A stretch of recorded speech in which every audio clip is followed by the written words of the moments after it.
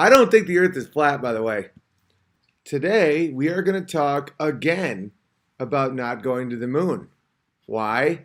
Because a lot of people in the comment section were very disrespectful to the Big Bear and saying stuff about me being stupid and not questioning my IQ and whatnot, and saying that they're unsubscribing and that they're embarrassed they ever supported me. One guy even said, you should just erase this and tell everyone you were drunk when you made it. For those of you that don't know me yet, that's exactly how you get me to make many, many more videos on exactly the same topic until your lies are ground into dust. Reuters, NASA landing tapes got erased. Okay? That's insane. And it says, the good news is he found where they went. The bad news is they were part of a batch of 200,000 tapes that were magnetically erased and reused to save money. The gun that shot Alexander Hamilton will be kept because it's a historical artifact. The moon landing tapes are, in our secular religion of the United States government, that is, That's just like the holy grail of artifacts. They wouldn't just get rid of it. As people said that the magnetic strips got demagnetized, they got corrupted with time. They said they reused them, so that's out the door. Like NASA said that they reused the tapes because that's how liars operate. Liars have to go farther than they have to. So, when he said they reused the tapes, he was trying to say like it was for budgetary reasons. That means the tapes weren't damaged. They were still usable. The goal was live TV. That doesn't make any sense. Bear in mind, they said they had the good footage because everyone was like, yeah, the live TV was so grainy and no one could really see anything. They're like, yeah, well, we have the good stuff. We have the good stuff. And then they said the opposite. And then they jokingly, quote unquote, said, we should have had a historian running around saying, I don't care if you're ever going to use them. We're going to keep them, he said. Historian or any taxpayer. You don't have to have a historian. And bear in mind, this all started when I saw Steph Curry say that we never went to the moon accurately, because we never went to the moon. And then he had to apologize immediately. Apologize. Now Steph Curry has to apologize for saying the obvious, that we didn't, in fact, go to space. So let's check out what the NASA engineers, let's recap from yesterday. As we get further away from Earth, we'll pass through the Van Allen belts, an area of dangerous radiation. Radiation like this could harm the guidance systems, onboard computers, or other electronics on Orion. Naturally, we have to pass through this danger zone twice. Once up, and once back. But Orion has protection. Shielding will be put to the test as the vehicle cuts through the waves of radiation. Sensors aboard will record radiation levels for scientists to study. We must solve these challenges before we send people through this region of space. For this flight, it's time to head home. The upper stage of the rocket triggers separation. Orion's jets fire to turn it into the proper position to re-enter Earth's atmosphere. No matter what happens now, we're coming in. 75 miles above Earth, the spacecraft enters the atmosphere. Things happen quickly. We're now traveling more than 20,000 miles per hour. Air particles pushed out of the way heat up. An envelope of hot plasma surrounds the vehicle as it plummets towards Earth. The plasma reaches temperatures of 4,000 degrees Fahrenheit, almost twice as hot as molten lava. This may be the most dangerous part of the flight. Mission Control is monitoring all the data from the spacecraft, and then we lose communication again. No data can penetrate the plasma. Orion is on its own. Orion is inside a fireball. Onboard systems ignite jets to keep the ship pointed correctly, so the specially constructed heat shield takes the full brunt of the inferno. This is the largest heat shield of its kind ever made. Orion's computers command the spacecraft to bank like an airplane, keeping a precise path to the landing site. Even though we've slowed from 20,000 miles per hour to about 300 miles per hour, we're still traveling amazingly fast. We must slow down to safely land.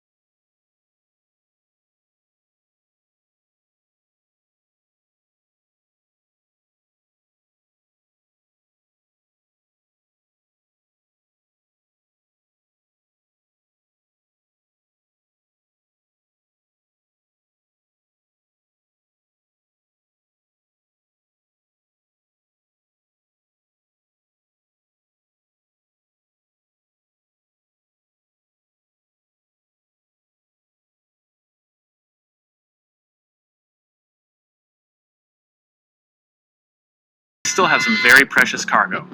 The flight data from this mission is stored inside the Orion spacecraft. While our flight might be over, there is still a lot of work to do. Onboard sensors recorded every detail, from launch to flying in space, to re-entry to landing.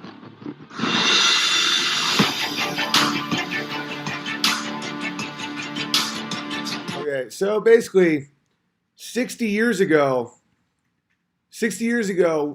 we had it fine. It was all good. But now, these are major challenges they have to accomplish. And for those of you that were arguing with me about heat and temperature, that re-entry, he said that it's molten lava-like, 4,000 degrees, I think he said, of molten lava. So I don't know if you still want to argue with me about that, but aluminum would melt. Yeah. And then the whole parachute situation, it's like the size of a football field, and everyone's supposed to go, whoa, no way. They didn't have that during the moon landing at all, but they all survived somehow. And then the Van Allen radiation belt, and they're like, these are some of the greatest struggles and challenges. Well, I thought you solved it 60 years ago and then never went back mysteriously. They say they went back, but it was in a very short amount of time, and then no country ever went back. By the way, Russians don't think we went. People are like, well, why didn't the Russians go? They did. The Russians tried to disprove it. Nobody in Russia, and in most countries, they think it's a lie. They look at us as the same way we look at them for Stalin's gulags weren't a spa. Like, we know the truth. They look at us and say, it's open knowledge that this is a lie in other countries because no one can go to the moon.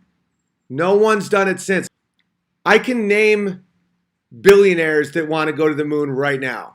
If people could go to the moon, they would go to the moon right now. I mean, people want to go to the moon. Why wouldn't you want to jump around in low gravity and play golf and stuff? Do you understand? People go to Phoenix.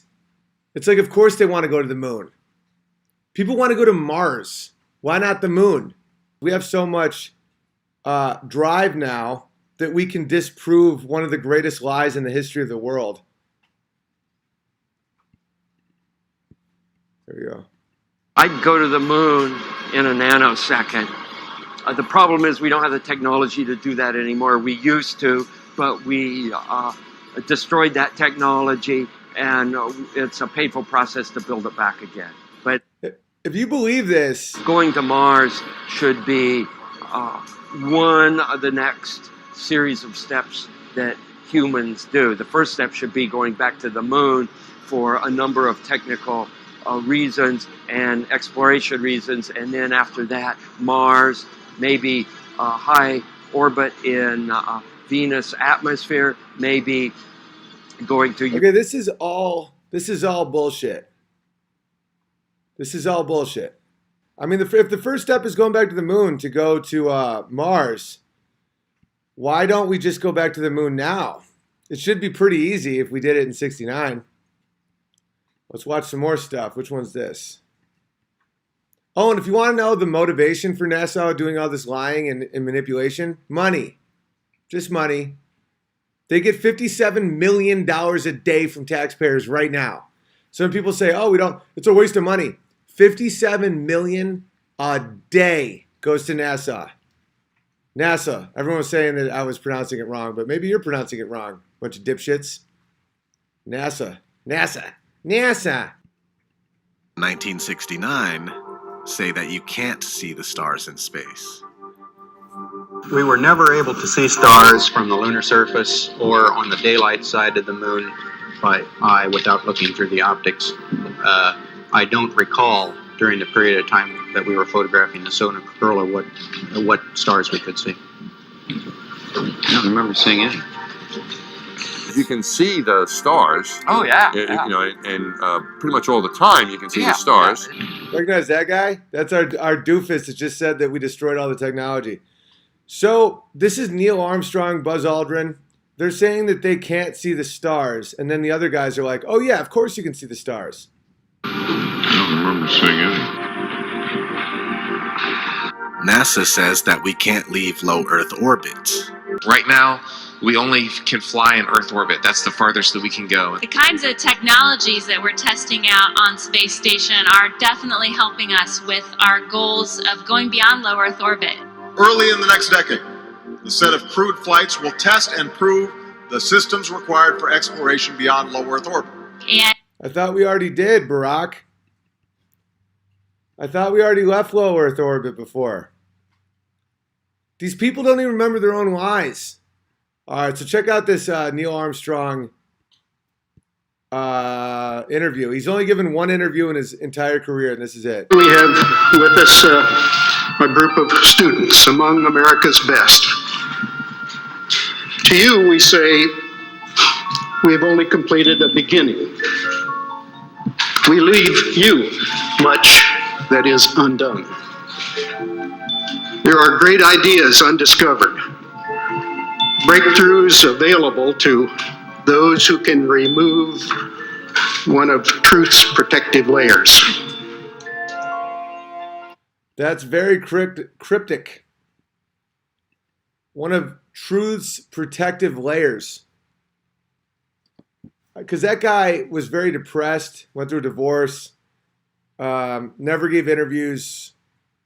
He had a mysterious finger almost get chopped off that he blamed on something nonsensical. We never went to the moon, guys. Steph Curry was right. He never should have apologized. Oh, I'm going to show you guys this stuff. This is gnarly. This is from A Funny Thing Happened on the Way to the Moon, a documentary. Dude, just watch some of this stuff. This is wacky. Yeah. Third confidential party, prompting the astronauts with what to say, when to speak, and how to effectively manipulate the camera to achieve the desired misleading effect. NASA claims that the Houston transmissions were the only ones taking place with the astronauts. Listen now as Houston Control initiates a conversation with the crew, only to find them too preoccupied with the behind-the-scenes trickery to respond.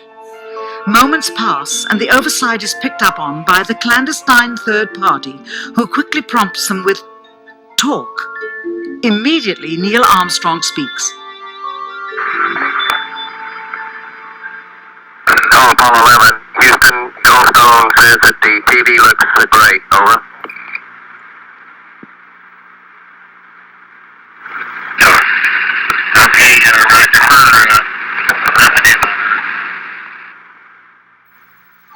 Again, the illusion they are attempting to create is the Earth at a distance to demonstrate their far journey from it and their ability to survive passing through the Van Allen radiation belts.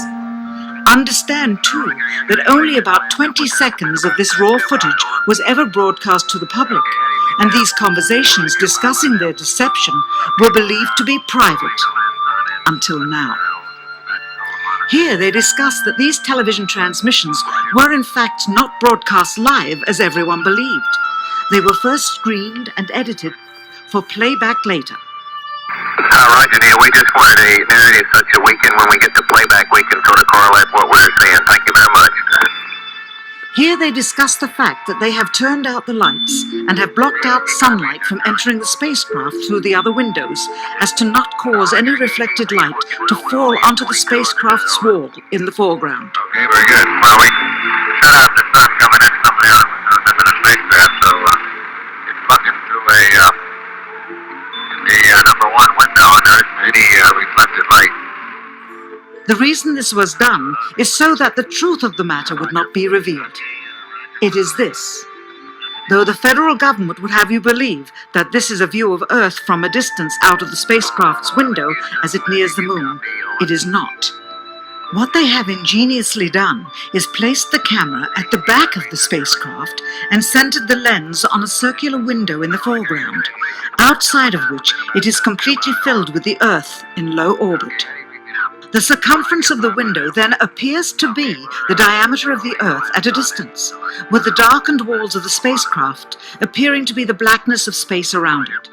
That is why they wanted the interior dark and blocked out the sun from entering through the other windows. Here you can see the extruded window, probably 2 inches thick at the bottom. This is because the Earth's shine is coming in at a downward angle. It also causes the Earth to appear to be an irregularly shaped circle, for you are seeing the outside of the window at the bottom and the inside of the window at the top, which together form 2 different sized halves of a circle. Subsequently, this take was never used. As they perfected the shot, a crescent-shaped piece of black material was inset slightly into the window to create the illusion of the Earth's terminator line dividing night and day. It is uncannily convincing. During this segment, intended to be edited and played back later for the worldwide television audience, dated July 18, 1969, Neil Armstrong condemns himself as he states that he is 130,000 miles out, or halfway to the moon, as the NASA flight log also states on this date, when he is in reality in low Earth orbit of a few hundred miles. Roger, Houston, Apollo 11. Calling in from about 130,000 miles out. Here, during another segment, also intended to air after review, Neil Armstrong falsely explains to the viewers how the shot is attained by putting the camera's lens to the window's glass, as it would have to be if they were the claimed distance away from the Earth. We only have one window that has a view of the Earth, and it's filled up with the TV camera. If the window was completely filled up with a TV camera, as he stated, then an astronaut's arm would not be able to get between the camera and the window, as it obviously does here in this outtake. South America becomes invisible just off beyond the Terminator or inside the shadow.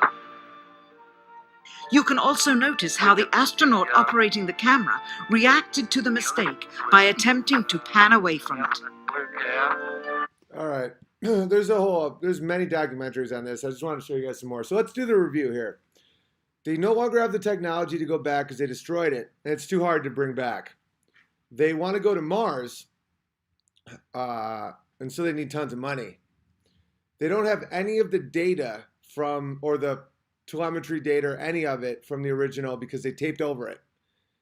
They, the moon, the visuals themselves have been doctored. I don't know, man. You guys can, and for the people that say, oh, you're an idiot if you question that. Okay, like even bearing in mind the difference between temperature and heat when it comes to melting points, they still can't figure out how to get human beings to re-enter Earth's atmosphere. So how could they back then? They had all the motivation in the world to lie. They did lie. There's Barack Obama right now saying we will finally get humans past low Earth orbit, forgetting that we already supposedly did. So feel free to comment, and yeah, I know there's still going to be people being like, I am ashamed of you, Owen. That's how hypnosis works. That's how you get trigger words. You get trigger ideas. Where if you question the moon landing, you're seen as like this raging idiot fool. But yet, even when you have all the information and they have none of the information, I was watching all these videos of how we got through Van Allen belt and how it all works and the moon rocks. The moon rock we gave Holland turned out to be petrified wood. Do you know that some people on the comments said that it was because there was once forests on the moon? That's more believable to them than the fact we faked the moon landing.